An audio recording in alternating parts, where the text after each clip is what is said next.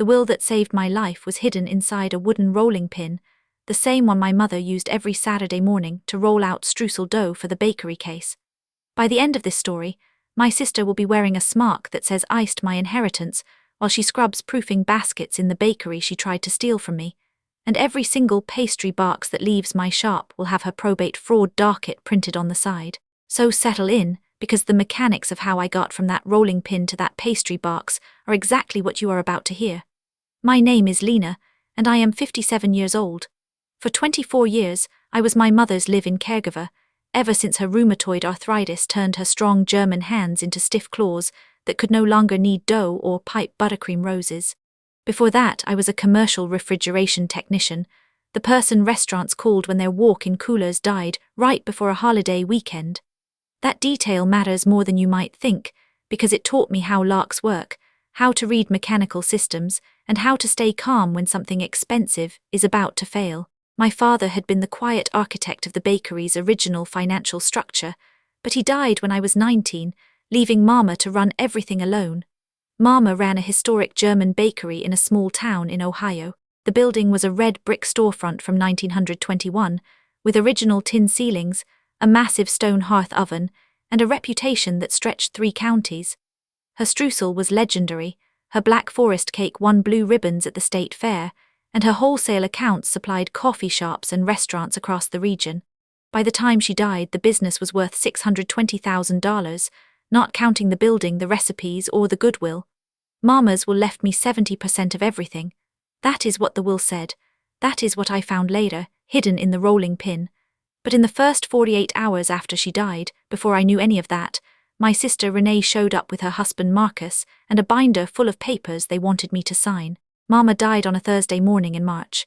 It was peaceful in her sleep in the bedroom above the bakery where she had slept for 60 years.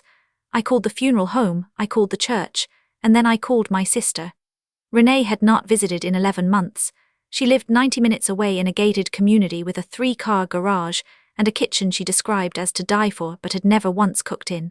She arrived within 5 hours of my call, wearing a cream-colored cashmere coat that she kept on the whole time, even though the apartment was warm and smelled of yeast and cinnamon. Marcus came with her, a tall, thin man with expensive hair and a phone that never stopped buzzing. He spent most of that first visit standing in the corner of the living room, frowning at the cracked plaster ceiling, as if the building's age personally offended him. They did not cry, not once. Within the first day, Renee began what she called organizing Mama's affairs. She opened filing cabinets in the bakery office, flipped through binders, and asked me where the safe was. I told her there was no safe, that Mama kept everything in a fireproof box under the register. Renee sighed and said she would handle all of that. She told me not to worry my pretty little head about it. The second day, Renee and Marcus walked through the bakery with a clipboard, muttering about assessed value and liquidation potential. They did not look at the photographs on the wall, the ones of Mama teaching me to pipe frosting when I was 7, or the framed newspaper article from 1979 when she won the state pastry competition. They looked at the equipment like it was scrap metal. That afternoon, Renee pointed at the wooden rolling pin sitting on the counter by the proofing box. It was a heavy maple pin, 18 inches long, with worn handles and a faint sheen from decades of butter and flour. Mama used it every Saturday for streusel, and I had left it there on purpose, the way you leave someone's reading glasses by the chair they always sat in. "What is this old thing?" Renee said, picking it up with 2 fingers like it was contaminated. "Junk. Throw it in the donation box with the rest of this clutter." She tossed it into a cardboard box by the back door, the box labeled "Donate" in black marker. I said nothing. After she went back upstairs, I fished the rolling pin out of the box and carried it to my bedroom. I did not know yet what was inside it. I just knew I was not letting my mother's favorite rolling pin go to Goodwill. That night, after Renee and Marcus drove back to their gated community to sleep in a real bed, I sat on my childhood bed with the rolling pin in my lap. I was crying, I think, or close to it. I twisted one of the handles, the way Mama used to do when she was deep in thought, and something rattled inside. The handle unscrewed. The end of the rolling pin was hollow, and inside, rolled tight and tied with kitchen twine, was a sheaf of papers. I pulled them out and unrolled them. On top was Mama's handwriting in blue ink dated 6 months before she died. It said, "Lena, if you are reading this, I am gone and Renee is already trying to take everything. Do not trust them. Save yourself.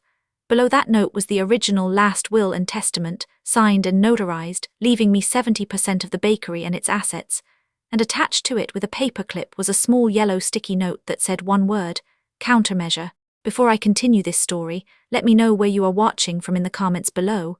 Hit like and subscribe if you believe that greed destroys families faster than any fire ever could. Now, back to what happened next. The day after Mama's funeral, Renee and Marcus sat me down at the kitchen table in the apartment above the bakery. Renee had made coffee, which was the first time in her entire life she had ever touched that coffee maker.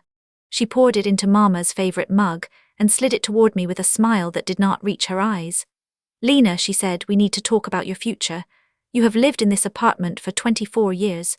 You do not have a job. You do not have a savings account. You have been taking care of Mama for so long that you forgot how to take care of yourself." That was not true. I had a journeyman's license in commercial refrigeration, a trade that pays $90 an hour, and I had managed the bakery's books for 2 decades. But I did not argue. I had already read the will. I had already read Mama's warning, so I played the part Renee expected me to play. I stared at my coffee and said, "I do not know what to do." Renee patted my hand. "That is why we are here. Marcus and I want to take care of you. We want you to come live with us. We will sell this old building, settle Mama's estate, and you can relax for the rest of your life. No more scrubbing ovens. No more waking up at 4 in the morning." Marcus chimed in with a stack of papers. "It is a simple transfer of assets into a family trust," he said, his voice smooth as cake batter. "You will be the beneficiary. We will be the trustees. You just need to sign here, here, and here." I looked at the papers. They were titled Durable Power of Attorney and Quitclaim Deed and Medical Directive. I did not sign them. I let my hands tremble, which was not hard because I was shaking with rage, not fear. "I am so foggy right now," I said, pressing my fingers to my temples. "I cannot think straight. Can we do this later, after I have had time to grieve?" Renee and Marcus exchanged a look. That look told me everything. They were not going to wait, they were going to push. "Of course, sweetheart," Renee said. "Take all the time you need. But the property taxes are due next month, and the bakery equipment is losing value every day it sits unused. It is better to move quickly." 2 weeks later, Renee handed me a check for $4,600. She called it a flower payment, a little something to cover my expenses while the estate was being settled. The memo line said flower. That was the word she wrote. Flower, 24 years of full-time caregiving, and my sister valued it at 19 cents an hour. I cashed the check. I deposited it into my personal account. I did not spend a cent of it. I wanted a paper trail. Within a month, I was moved into the guest bedroom of their house in the gated community. They framed it as an act of kindness, but I knew what it was. They wanted me under their roof, under their control, where they could watch me, isolate me, and wear me down. I packed 1 suitcase and 1 cardboard box. The suitcase held my clothes. The box held the rolling pin, hidden under a layer of old dish towels. Living in Renee's house was like living in a furniture catalogue. Everything was beige and grey and stainless steel. The kitchen had a 6-burner gas range that had never been used, and a refrigerator with a touchscreen display that told me the weather in 3 different countries. Renee did not cook. Marcus did not cook. They ordered in every night from a restaurant 5 miles away, and the delivery driver knew their names. For the first week, I watched and listened. I played the part of the foggy, grieving sister. I shuffled around in slippers. I asked where the coffee was, even though I had made coffee in that kitchen 100 times during visits. I let them think I was a burden, a problem to be managed. And I noticed things. Marcus took phone calls at odd hours and stepped out onto the back patio, closing the sliding glass door behind him. I could not hear the words, but I could see his posture through the glass, rigid and defensive. He would pace back and forth, one hand pressed to his ear, the other hand slicing the air. Sometimes he would end the call and stand there with his head bowed, his expensive hair falling forward, before coming back inside with a smile that looked stapled on. One afternoon I was in the laundry room folding towels when I heard him on the patio, through the partially open bathroom window. His voice was low but urgent. "I need another 30 days, he said. "The probate court is backed up. The codicil has not been validated yet. I cannot pay you until the sale closes." There was a pause. "I understand the terms," he said, his voice tighter now. "I signed the personal guarantee. But I am telling you, the assets are coming. The bakery is under contract for $890,000. Once the judge approves the codicil, everything clears." Another pause. "No," he said. "No, you cannot speak to my wife. She does not know the details. You deal with me." The call ended. I heard him mutter something under his breath, a word I will not repeat. Then the sliding door opened and closed and he was back inside, smiling at me when I came out of the laundry room. "Lena," he said, "how are you settling in?" "I am fine," I said, "just tired."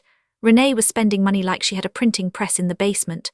In the first 2 weeks I was there, she bought a new designer handbag, a set of Italian leather dining chairs, and a diamond tennis bracelet that she showed me over breakfast, dangling it in front of my face like a toy for a cat.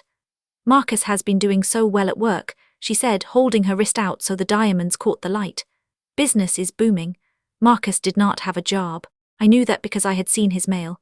He was a consultant, which meant he had an LLC with no clients and a bank account that was slowly draining. But I did not say anything. I just nodded and poured myself another cup of coffee. The breakthrough came 3 weeks into my stay. The garbage disposal in the kitchen sink jammed, and Renee called a plumber who said he could not come until Monday. It was Friday night, and Renee was panicking because she was hosting her book club on Saturday and could not have a sink full of water. "I can fix it," I said without thinking. Renee stared at me. You cleaned ovens and mixed dough. You do not know anything about plumbing." I did not argue. I walked to the sink, reached under the cabinet, and found the hex socket on the bottom of the disposal unit. I grabbed a 1/4-inch Allen wrench from the junk drawer, inserted it, and turned the motor shaft manually to free the jam. Then I reset the red overload button, flipped the switch, and the disposal roared to life. Renee's mouth fell open. "I fixed the walk-in cooler at the bakery at least a dozen times," I said, wiping my hands on a dish towel. "A garbage disposal is nothing." That was the moment Renee and Marcus started to get nervous. They had assumed I was helpless, a woman who had spent 2 decades doing nothing but changing bedpans and stirring batter. They had forgotten that I had a trade, that I had calluses on my hands from turning wrenches before I ever picked up a piping bag. After that, I started paying closer attention to the locked door at the end of the upstairs hallway. It was supposed to be Marcus's home office, but I had never seen him go in there. The door had a keypad lock, a Schlage model with a numeric keypad and a key override. I started watching the keypad through the reflection in the mirror at the end of the hall whenever Marcus entered his code. It took me 4 days, but I got it. He entered the code slowly, like someone who was afraid of forgetting it, and I caught the sequence 1 digit at a time. The code was 1-9-7-9, the year Mama won the state pastry competition, the same year that was on the framed newspaper article in the bakery. Marcus had never even met Mama back then. The code was Renee's, probably, a rare moment of sentimentality from a woman who had no sentiment left. One afternoon, when Renee was at her book club and Marcus was out at a coffee shop meeting with investors, I went upstairs. I punched in 1-9-7-9. The lock beeped once. I turned the handle and walked inside. The office was a mess. Not the normal mess of a busy person, but the frantic, desperate mess of someone who was drowning. There were papers everywhere, stacked on the desk, spilling out of drawers, taped to the wall. There was a shredder in the corner, the kind that cross-cuts documents into confetti, and it was full to the brim. I did not have much time. I did not know when Marcus would come back, and I could not afford to get caught. So I moved fast. There was a filing cabinet in the corner, a 4-drawer steel unit with a lock bar across the front. The lock was a simple wafer lock, the kind you find on cheap office furniture, the kind that can be opened with a tension wrench and a rake pick in under 90 seconds. I did not have my old refrigeration toolkit with me, but I did have a small set of precision screwdrivers in my purse, the kind used for adjusting thermostat calibration screws. I pulled out a flathead screwdriver and a small Allen key, and I went to work. A wafer lock works by having a series of flat metal wafers that must be lifted to the correct height to allow the plug to rotate. You insert the tension wrench into the keyway and apply gentle rotational pressure. Then you insert the rake pick, or in my case a bent paper clip and the flathead screwdriver, and you drag it across the wafers, lifting them one by one. When all the wafers are set, the plug turns. The whole process took me 73 seconds. I counted. The filing cabinet was full of financial documents.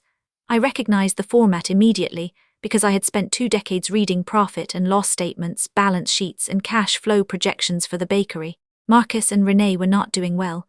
They were drowning. There were unpaid bills, final notices from credit card companies, a mortgage statement with the word foreclosure stamped across the top in red letters. The furniture, the handbag, the diamond bracelet, all of it was purchased on credit cards that were about to max out. But the real find was a file folder labeled Schmidt Bakery. Inside was a document I recognized immediately.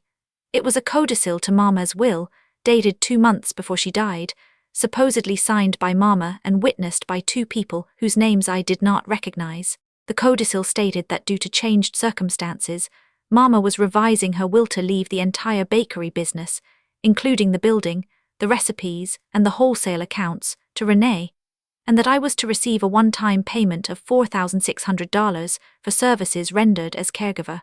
$4,600 for 24 years of service. I had already seen that number. It was the same amount Renee had written on the flour check. I looked at the signature on the codicil. It was a decent forgery, but I had spent 24 years looking at Mama's handwriting. She had a distinctive loop on the capital H of her name, and she always darted her eyes with a tiny circle, not a dot. The signature on the codicil had none of those things. It was close, but it was not right. The slant was wrong. The pressure was wrong. The way the pen lifted between letters was wrong. The third thing I found was a purchase agreement. Renee and Marcus had already signed a contract to sell the bakery, the building, the recipes, and all wholesale accounts to a regional cafe chain called Harvest Table Cafe Company for $890,000. The agreement was contingent on the probate court accepting the codicil and transferring full ownership to Renee. $890,000, not $620,000. They had managed to negotiate a higher price, probably by playing the cafe chain against another buyer, and they were going to pocket the difference after paying off their debts. And then I saw the fourth thing, the thing that made my blood run cold.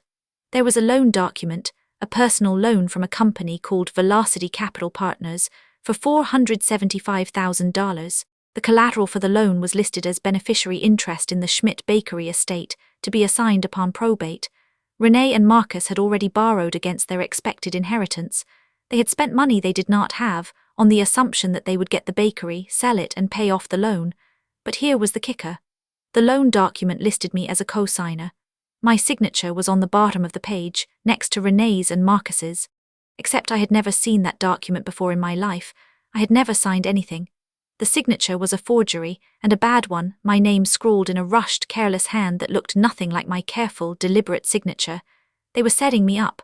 If the codicil was rejected, if the sale fell through, the loan would still be due. And because my name was forged on the loan documents, the lender would come after me. I would be the legal scapegoat for $475,000 of debt, with no bakery, no inheritance, and no way to pay it back. I stood in that office, surrounded by evidence of my sister's fraud, and I realized that the codicil was not just about cutting me out. It was about destroying me completely. Renee and Marcus were not just greedy. They were dangerous. I pulled out my phone and took pictures of everything. The codicil, the purchase agreement, the loan documents, the unpaid bills, the foreclosure notice. I did not touch anything else. I did not move anything. I left the office exactly as I found it, locked the door behind me, and went back to my room. That night I laid the hollow rolling pin on the bed and unscrewed the handle again. I pulled out the will and read the note again. Do not trust them. Save yourself. And the sticky note that said countermeasure. I did not know yet what the countermeasure was, but I was starting to understand that Mama had been planning for this long before she died. The next morning, I called the bank where Mama had kept her business accounts for 40 years. The bank was a small regional institution called Elmwood Savings and Trust, not one of the big national chains. Mama had known the branch manager by name. She had brought them streusel every Christmas. I asked to speak to the person who handled Mama's estate accounts. The receptionist transferred me to a woman named Patricia Okonkwo, who introduced herself as a senior compliance officer, not the branch manager. That was my first sign that something unusual was going on. MS. Schmidt, Patricia said, I have been expecting your call. I did not say anything for a moment. My heart was pounding. You have? Yes. Your mother came to see me 6 months before she passed. She set up a very specific set of instructions for her estate, and she told me that if anything happened to her, you would eventually call. She said it might take you a while to find the rolling pin. I felt a chill run down my spine. She told you about the rolling pin? She did. She said you would find it. She said you were the only one who would know to look for it. And she said that when you called, I was to tell you that the countermeasure has already been activated. Patricia explained it to me in careful, precise terms. Mama had known for years that Renee was after the bakery. She had not been able to prove it, not in a way that would hold up in court, but she had known, so she had taken steps. 6 months before she died, Mama had placed a cloud on the title of the bakery building. In legal terms, it was a notice of pending interest, filed with the county recorder's office, stating that the property could not be sold, transferred, or encumbered without the physical presence and notarized signature of both beneficiaries named in the original will, Lena Schmidt and Renee Schmidt. The cloud was tied to a specific condition. If a codicil or amended will was presented to the probate court, the cloud would automatically trigger a hold on all assets until the court could verify the authenticity of the document. Mama had also structured the wholesale accounts in a way that made them non-transferable without the explicit consent of the original account holder's designated successor. The designated successor was me, not Renee. The recipes were held in a trust, with a dead man's switch provision that required my biometric signature, my actual fingerprint, to release them to any buyer. In other words, Mama had built a trap. The only way Renee could sell the bakery, the building, the recipes, or the wholesale accounts was if I was physically present and willingly participated. If I refused, if I contested the codicil, the entire sale would collapse, and the cloud on the title would freeze the assets until the probate court sorted everything out. But there was more. Mama had also included a provision in the trust that if the codicil was found to be forged, the entire bakery estate would revert to me, free and clear, with no obligation to Renee whatsoever, and she had specified that any proceeds from the sale of the bakery, if a sale occurred, would be divided not according to the codicil, but according to the original will. 70-30, my 70, Renee's 30. Patricia paused after explaining all of this. Your mother was a very smart woman, Ms. Schmidt. She anticipated almost everything. But she told me to tell you one more thing. What is that? She said. Lena will know what to do, she always does. I sat in my room for a long time after that phone call, staring at the rolling pin. Mama had trusted me. She had known I would find the will. She had known I would figure out the rest. She had not been able to protect me in life, not from Renee's manipulation, but she had done everything in her power to protect me in death. A few days later, Patricia introduced me to a federal investigator named Agent Deborah Chen, who worked for the Financial Crimes Unit of the State Attorney General's office. Agent Chen had been investigating Velocity Capital Partners for months, looking into a pattern of predatory lending schemes that targeted elderly people and their heirs. When she heard about the forged loan documents with my signature on them, she was very interested. Your sister and her husband borrowed $475,000 against an inheritance that was never theirs to borrow against, Agent Chen said. If the codicil is forged and we can prove it, then the loan is fraudulent and the lender is on the hook, not you. But we need solid evidence. We need the original codicil, not just pictures. And we need your testimony in person on the record. I told her I could get the original codicil. I told her I knew exactly where it was. Before I made my move, I decided to test Renee and Marcus one more time. I needed to know if there was any humanity left in them, any shred of family feeling that might make this easier. I was not optimistic, but I had to be sure. I staged a collapse. It was a Sunday afternoon, and I was alone in the house with Renee. Marcus was out, meeting with his investors again, which I now knew meant meeting with the loan sharks at Velocity Capital Partners to beg for an extension. I waited until Renee was in the living room, scrolling through her phone, and then I made a sound, a sharp gasp, and fell to the kitchen floor. I was careful. I did not actually hit my head. I let myself down slowly, collapsing onto the tile in a heap, one arm thrown out, my face pressed against the cold floor. I made my breathing shallow and ragged. I moaned. Renee looked up from her phone. Lena, what are you doing? I did not answer. I let my body twitch. She stood up, walked over and looked down at me. She did not kneel. She did not call 911. She did not check my pulse. She stood there, one hand on her hip, and said, Lena, this is not funny. Get up. I stayed on the floor, my eyes half closed, making small gasping sounds. And then she stepped over me. She stepped over my body, walked to the kitchen table and picked up a folder that was sitting there, the same folder I had seen in Marcus's office, the one with the purchase agreement and the codicil. She tucked it under her arm and walked out of the kitchen. As she left, she called over her shoulder, I am going to the bank. Try not to die on the floor before I get back. It will be a mess to clean up. She did not look back. She did not hesitate. She stepped over her dying sister to grab a document. That was the moment I stopped being her sister. That was the moment I became her adversary. I waited until I heard her car pull out of the driveway, then I got up, dusted myself off and went to work. 3 days later, Renee and Marcus informed me that we were going to the bank. They said it was time to finalize the estate transfer. They said the buyer was ready, the documents were prepared, and all I needed to do was sign a few forms and provide my fingerprint for the title transfer. They did not ask, they told. I put on a cardigan and got in the back seat of their car. Marcus drove, his knuckles white on the steering wheel. Renee rode in the passenger seat, holding the leather folder with the purchase agreement, the codicil, and a stack of other documents. She was wearing her new diamond bracelet. It sparkled in the morning light. We arrived at Elmwood Savings and Trust at exactly 9 a.m. Patricia Okonkwo was waiting for us in the lobby. She smiled and led us to a private conference room on the second floor, a room with a long walnut table, leather chairs, and a view of the town square. But there were other people in the room too. Agent Chen was there, sitting in the corner with a legal pad.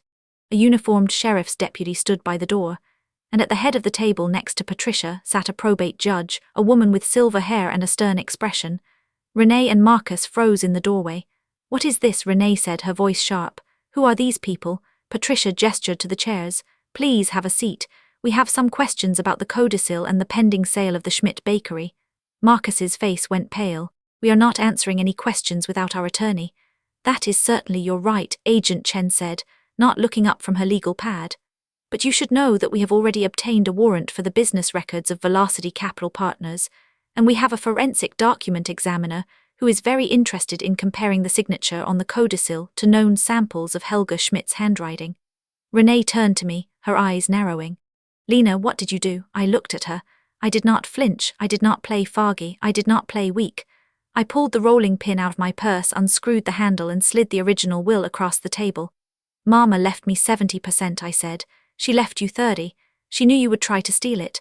So she hid the original will where she knew only I would find it, and she filed a cloud on the title that makes this sale illegal unless I am here in person willingly signing. I am here, but I am not signing." Renee stared at the will. Her hand went to her chest. "That is a fake. That is not Mama's signature." The probate judge spoke for the first time. "We will let the forensic examiner determine that. But in the meantime, Ms. Schmidt, I have reviewed the codicil you submitted to the probate court, and I have serious concerns about its authenticity. The witnesses listed on the document both died before the date it was allegedly signed. One of them was in a nursing home with advanced dementia at the time. The other had been dead for 3 years. Renee's mouth opened and closed. No sound came out. Marcus stepped forward, his face red. "This is ridiculous. We are not criminals. We are trying to settle a family estate." Agent Chen looked up from her legal pad. "Mr. Adler, we have your signature on a loan document from Velocity Capital Partners, a loan for $475,000 secured by the bakery estate. The document lists Ms. Lena Schmidt as a co-signer. She has provided a sworn statement that she never signed that document. That is bank fraud. That is a federal crime." Marcus's hand went to his collar, loosening his tie. "That signature is real. She signed it. She just does not remember because she is old and confused." I stood up. I was calm. My voice was steady. "I am not confused," I said. "I have never been confused. I spent 24 years taking care of Mama while you were off pretending to be rich. I fixed her ovens. I balanced her books.